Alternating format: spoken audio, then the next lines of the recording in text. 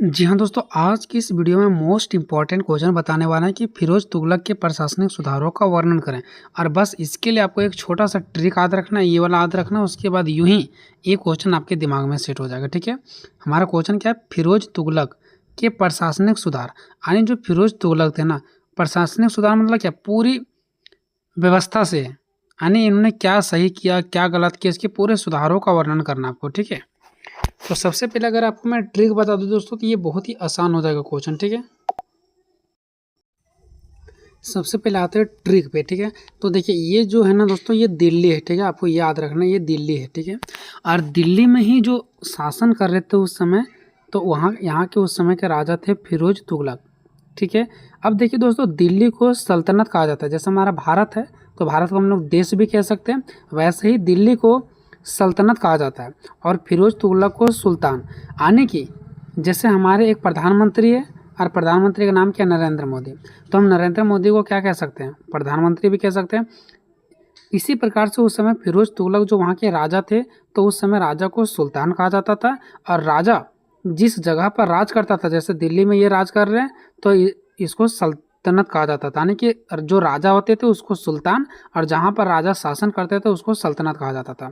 तो अगर कहीं भी क्वेश्चन में आएगा दिल्ली सल्तनत, तो घबराना नहीं है, या तो फिरोज तुगलक सुल्तान, तो भी घबराना नहीं। ठीक है, ये सुल्तान मतलब यही राजा का नाम है और सल्तनत मतलब यही दिल्ली का नाम है।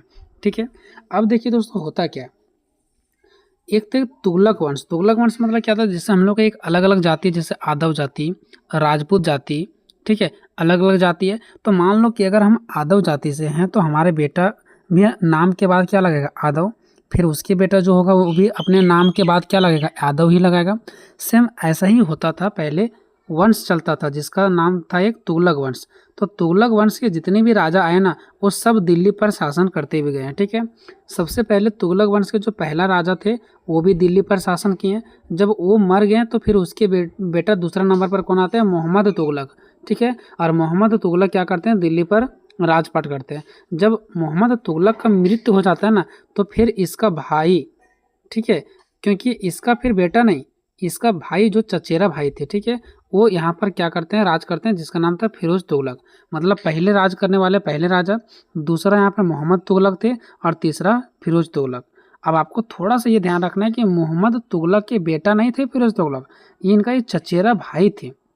ठीक है, तो जब मोहम्मद तुगलक का मृत्यु हो जाता है ना, तो इसका बेटा नहीं बल्कि उसका चचेरा भाई फिरोज तुगलक दिल्ली का सल्तनत बनते हैं, आने की दिल्ली पर ये राज करते हैं। अभी जो फिरोज तुगलक थे ना, तो वो फिरोज तुगलक ने क्या किया? दिल्ली के लिए बहुत अच्छा अच्छा काम किया। यहाँ पर शांति करने का काम किया, जन कल्याण यानी कि लोगों के लिए कल्याण का काम किया। ऐसा काम किया जो लोगों का भला हो। प्रशासन को मजबूत किया, यहाँ पर ता लिखने भूल गए। प्रशासन को मजबूत किया। प्रशासन मतलब क्या? पूरी शासन व्यवस्था को इन्होंने क्या किया? मजबूत करने का काम किया। मतलब ये बहुत ही अच्छे शासक थे। ठीक है, ये आपको याद रखना है। तो मैंने आपको पूरा बात बता दिया। ये बात है दिल्ली का, जिसको हम लोग सल्तनत भी कह सकते हैं, और इस समय यहाँ के राजा फिरोज तुगलक है, जिसको हम लोग सुल्तान भी कह सकते हैं। बहुत ही अच्छे शांति स्वभाव के व्यक्ति थे, शांति का काम करते थे, जन कल्याण का काम करते थे, प्रशासन को मजबूत करने का काम करते थे। ठीक है, और ये कब यहाँ पर दिल्ली में अपना राजपाट संभालते हैं? जब मोहम्मद तुगलक का मृत्यु हो जाता है, तब इनके चचेरा भाई फिरोज तुगलक यहाँ का राजपाट को संभालते हैं। ठीक है, बस इसी के बारे में आपको पूरी पढ़ना है। अब जो कुछ मैंने ऊपर बताया वही सब कुछ यहाँ पर आपको देखने को मिलेगा। देखो, सबसे पहले भूमिका, फिरोज शाह तुगलक जो था वो तुगलक वंश का तीसरा प्रमुख शासक था। यही बात है ना, जो फिरोज तुगलक है वो तुगलक वंश का पहला नहीं, दूसरा नहीं, बल्कि तीसरा क्या है? शासक है। ठीक है, वह मोहम्मद बिन तुगलक का चचेरा भाई था। ठीक है, ये क्या थे? मोहम्मद बिन तुगलक का चचेरा भाई था। यानी जो फिरोज तुगलक है ना, वो मोहम्मद तुगलक के क्या है? चचेरा भाई है। वही चीज़ मैंने आपको बताया। ठीक है, मोहम्मद बिन तुगलक की मृत्यु के बाद वह दिल्ली की गद्दी पर बैठ गया, है ना। उसने युद्ध की विजय की अपेक्षा, मतलब हर राजा यही चाहता है कि हम युद्ध करें और क्या करें? विजय करें। तो इन्होंने युद्ध नहीं करना चाहा, और विजय को भी इन्होंने प्राप्त नहीं करना चाहा कि हमको युद्ध करके जीतना है सो, बल्कि इन्होंने युद्ध को ख़त्म किया, विजय को ख़त्म किया अपने मन से, और शांति, जन कल्याण और प्रशासन को मजबूत बनाने पर अधिक ध्यान दिया। उसने किसानों के लिए कर्मचारियों के लिए जो काम करते हैं और जनता के हित में, जनता के हित में मतलब जनता के लिए कई सुधार किए हैं, जिससे वह काफ़ी लोकप्रिय हुआ, मतलब काफ़ी पॉपुलर हुआ, लोगों के दिल में ये बस गए क्योंकि ये लोगों के लिए काम किए हैं, है ना। आगे देखते हैं फिरोज तुगलक के प्रशासनिक सुधार, यानी इन्होंने क्या क्या सुधार किया। ठीक है, तो सबसे पहले प्रशासन को व्यवस्थित किया। प्रशासन मतलब होता है दोस्तों पूरी ढांचा से, पूरी शासन व्यवस्था से, जहाँ तक ये अपना राजपाट चलाते थे उस पूरे शासन व्यवस्था को प्रशासन कहा जाता है। ठीक है, उसको सबसे पहले इन्होंने व्यवस्थित किया, अच्छे ढंग से किया। अगर हम लोग रूम को ही साफ सफाई करते हैं तो बहुत अच्छे से व्यवस्थित करते हैं, चीज़ों को इधर उधर जो बिखरे रहता है, वैसे ये भी पूरे शासन व्यवस्था को क्या किया, व्यवस्थित किया। फिरोज तुगलक ने शासन व्यवस्था को अधिक सरल और व्यवस्थित बनाया, मतलब ये शासन व्यवस्था जो राजपाट कर रहे थे ना उसको बहुत ही सरल बनाया, मतलब कठिन नहीं माना, आसान माना और चीज़ों को व्यवस्थित किया। उसने अधिकारियों की जिम्मेदारियां स्पष्ट किया और इन्होंने कौन सा अधिकारी को क्या जिम्मेदारी दिया गया, कौन सा जिम्मेदारी दिया जाना है और कौन सा अधिकारी क्या क्या काम करेंगे, उसको अपना अपना अधिकारी को अपना अपना जिम्मेदारी सौंपा गया और प्रशासन में अनुशासन बनाए रखा। प्रशासन में अनुशासन मतलब बिल्कुल अनुशासन, ताकि कोई भी घोटाला ना करे, सारे अधिकारी लोग अच्छे से काम करें, जनता के सामने अच्छे से पेश हो, इसी को बोलते हैं अनुशासन तरीका से। ठीक है, दूसरा है कर व्यवस्था में सुधार। कर मतलब ये टैक्स व्यवस्था में भी सुधार किए। पहले के जो शासक होते थे वो टैक्स किसानों पर बहुत ज़्यादा लगाते थे, लेकिन इन्होंने टैक्स पर सुधार करने का प्रयास किया। जनता पर लगाए गए कई अनावश्यक कर, मतलब जो फालतू का टैक्स था उसको समाप्त कर दिया गया। केवल इस्लामी कानून के अनुसार लगाने वाले प्रमुख करों को रखा, मतलब इस्लामी कानून के अनुसार से जो टैक्स लेने का एक व्यवस्था चला हुआ था, ठीक है, बस उसी टैक्स को उन्होंने जारी रखा, बाकी सब कुछ समाप्त कर दिया। किसानों से उचित कर लिया जाता था। उचित कर मतलब जितना किसान देने में सक्षम होते थे, ठीक है, जिससे उन्हें राहत मिली, यानी कि किसानों को राहत मिला। सिंचाई की व्यवस्था, यानी कि किसान लोग खेती वगैरह करते हैं ना, तो उन लोगों को पानी वगैरह का जरूरत पड़ता है, तो उसी को बोलते हैं सिंचाई। तो किसानों के लिए सिंचाई का भी इन्होंने क्या किया, व्यवस्था करवा दिया। किसानों की सुविधा के लिए कई नहर बनवाए, खेत तक पानी पहुँचाने लगा, जिससे खेती और भी उत्पादन बढ़ा। इससे किसानों की आय में भी वृद्धि हुई, किसान को अधिक से अधिक पैसा मिलने लगा, है ना। कृषि को बढ़ावा दिया इन्होंने, नई भूमि को खेती योग्य बनाया। जो नया नया भूमि था, जो पड़ती पड़ा हुआ था, उसको इन्होंने क्या किया, खेती के योग्य बनाया। किसानों को खेती के लिए सहायता दिया। अगर कोई किसान को सहायता की जरूरत पड़ता था, ठीक है, तो किसी का फसल अगर नुकसान हो जाता था तो उसको सहायता भी देते थे। कृषि को राज्य की आय का मुख्य आधार माना। इन्होंने कहा कि अगर हमारा राज्य का विकास होगा, राज्य मतलब हमारा देश, ठीक है, उस समय दिल्ली पर पूरा कब्जा कर रखे थे ना, तो यानी कि इनका कहना था कि अगर पूरा दिल्ली की विकास करना है तो आय को बढ़ाना पड़ेगा, और आय तभी बढ़ेगा जब कृषि बढ़ेगा। मतलब कृषि को ही अपने देश की आय का मुख्य आधार माना, है ना, कि कृषि होगा तभी हमारा आय आएगा और तभी हमारा राज्य क्या होगा, आगे बढ़ेगा। लोक कल्याण के कार्य, मतलब लोगों के कल्याण के लिए उन्होंने कार्य किया।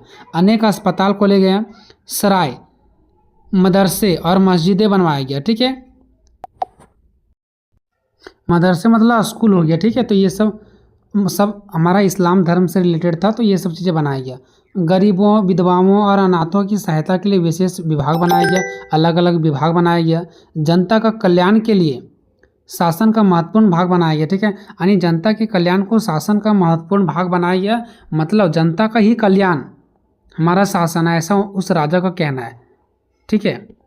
रोजगार की व्यवस्था करवाया गया। बेरोजगार लोगों को काम दिलाने के लिए रोजगार विभाग स्थापित किया गया। एक इन्होंने रोजगार का विभाग खोल दिया कि अगर कोई लोगों को रोजगार नहीं मिले तो ये रोजगार विभाग का यही काम है कि बेरोजगारों को रोजगार दे। इससे अनेक लोगों को आजीविका मिली, मतलब जीवन चलाने के लिए रोजगार मिलने लगा। दास विभाग, जिसको दीवान ये बंदगान कहा जाता है, ठीक है, यानी उन्होंने दास विभाग, दास का मतलब होता है वो लोग दोस्तों जिसको अपन ने अंडर में रख करके काम करवाया जाता था। तो ये राजा के अंदर भी बहुत सारे ऐसे लोग थे जो नौकर के रूप में वहाँ पर काम कर रहे थे, ठीक है, तो उसी को कहा जाता है दास, ठीक है। तो जो भी दास को यहाँ के राजा अपने अंदर में रखे थे काम करने के लिए, उन सभी के देखभाल के लिए एक अलग विभाग बनाया गया, ताकि जो भी नौकर हमारे अंडर काम कर रहा है उसको एक सही तरीक़ा से खाने पीने की व्यवस्था मिले, और उन दासों को जो अपने नौकर बना कर रखे थे उन्हें शिक्षा, प्रशिक्षण और रोजगार भी दिया। शिक्षा मतलब ज्ञान, प्रशिक्षण मतलब कोई भी सीखने का तरीका बताया गया, और कैसे कमाना है इसका भी उन लोगों को ट्रेनिंग करवाया गया।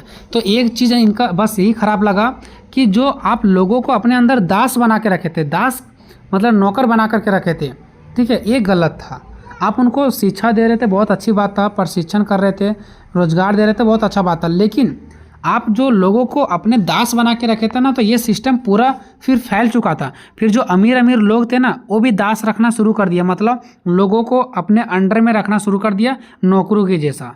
दास का मतलब होता है दोस्तों कि आप लोगों को अपने अंडर काम करवा तो जरूर रहे हैं, लेकिन उसको उतना पैसा नहीं मिलता, उसी को बोला जाता दास। हम लोग भी किसी के अंडर काम करते हैं, पैसा तो लेकिन पूरा मिलता है, लेकिन उन लोगों को पैसा नहीं मिलता था, ठीक है, लेकिन काम करवाया जाता था। तो ये इनका एक सिस्टम गलत था। इन्हीं के देखा से कि जो अमीर लोग थे वो भी दास रखना शुरू कर दिया, मतलब कि लोगों को रखना शुरू कर दिया। न्याय व्यवस्था में सुधार, कठोर और अमानवीय दंडों को कम किया। मतलब जो कठोर से कठोर दंड था ना, कि कोई भी लोग गलती करते थे तो बहुत कठोर दंड, इससे पहले के जो राजा है तो वो कठोर दंड देते थे लोगों को, ठीक है, जैसा मानव को नहीं मिलना चाहिए वैसा अमानवीय दंड मिलता था, तो वो सबको इन्होंने कम किया। न्याय देते समय दया और मानवता का ध्यान रखा गया कि अगर कोई लोग गलती किया है, ठीक है, तो उसको किस हिसाब से दंड मिलना चाहिए, और अगर कोई लोगों के साथ गलत हुआ है तो किस प्रकार से उसको न्याय मिलना चाहिए।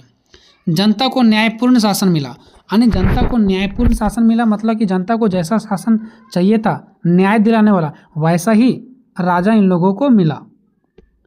शिक्षा और धर्म को बढ़ावा, अनेक मदरसे मतलब स्कूल और पुस्तकालय, जहाँ पर बहुत सारे पुस्तक होते हैं पढ़ने के लिए, ठीक है, स्थापित किए गए। विद्वानों को, उलेमाओं को, देखो विद्वान मतलब जो बहुत पहले के लोग जो बहुत ज़्यादा ज्ञानी थे, ठीक है, विद्वान थे, उसको उलेमाओं होता है। इस्लाम धर्म के जो सबसे प्रमुख विद्वान है ना, उसका नाम है उलेमाओं, ठीक है। इन सभी को साथ ही छात्रों को आर्थिक सहायता दिया गया, मतलब इन लोगों को जब पैसे की जरूरत पड़ता था ना, तो ये पैसा भी देते थे।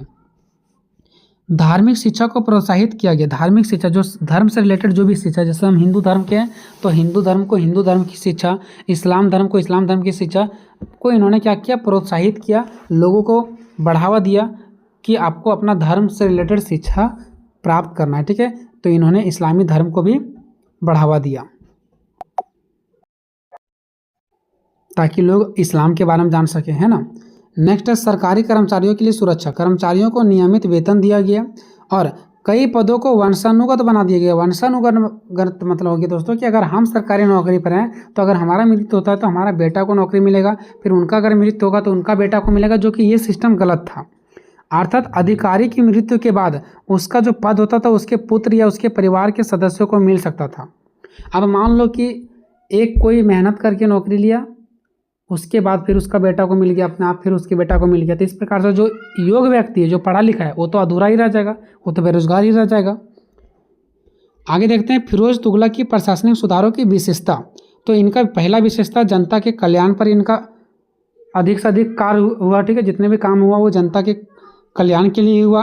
कृषि और सिंचाई का विकास किया गया, कर व्यवस्था में सुधार हुआ, शिक्षा और स्वास्थ्य को बढ़ावा मिला, न्याय व्यवस्था को अपेक्षाकृत सरल और मानवीय बनाया गया। जो पहले न्याय व्यवस्था बहुत ही कठोर था, जो भी व्यक्ति को दंड दिया जाता था बहुत ही कठोर दिया जाता था, उसको इन्होंने बहुत ही सिंपल कराया, साधारण दंड व्यवस्था करवाया।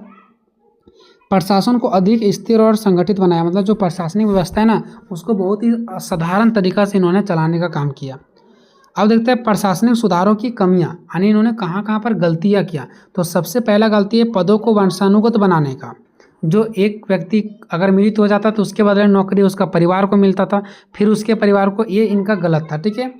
तो पदों को वंशानुगत बनाने से योग्य लोग की जगह कई बार अयोग्य लोग अधिकारी बन जाते हैं। मतलब वही चीज़ है, जैसे कि मान लो कि जिसका मृत्यु हुआ उसका बेटा को नौकरी मिल जाएगा और वो योग्य नहीं है, वो अयोग्य है, मतलब पढ़े लिखे नहीं है, ठीक है, लेकिन जो बगल में दूसरे घर के जो पढ़े लिखे व्यक्ति है वो बेरोजगार बैठ जाएगा, तो ये इनका गलत था। उलेमाओं किसको कहा जाता था? जो इस्लाम धर्म के प्रमुख व्यक्ति थे, जो विद्वान थे, उसको ये आर्थिक सहायता देते थे। पैसों की कमी पड़ता था तो उसको क्या करते थे, सहायता देते थे, जिससे उसका हौसला और बढ़ते चल गया, तो उनका प्रभाव और धीरे धीरे बढ़ने लगा, है ना। उसके नेक्स्ट दास प्रथा को बढ़ावा मिला। ये खुद ही दास को रखते थे, लोगों को अपने अंडर रखते थे, तो इससे और भी अमीर लोग जो देखा से और भी दास को रखने लगे, यानी कि लोगों को अपने अंडर रखने लगे। धार्मिक मामलों में वह पूरी तरह उदार अच्छा व्यवहार नहीं था। यानी धर्म के मामलों का अगर कहें ना तो ये इस्लाम धर्म को अधिक बढ़ावा देते थे, जबकि दूसरे धर्म को उतना अच्छा उनके साथ व्यवहार नहीं करते थे। तो ये इनका एक थोड़ा सा कमी है। ठीक है, आगे देखते हैं निष्कर्ष। फिरोज तुगलक एक शांति प्रिय, जन कल्याणकारी मतलब लोगों के लिए प्रशासनिक सुधार शासक था।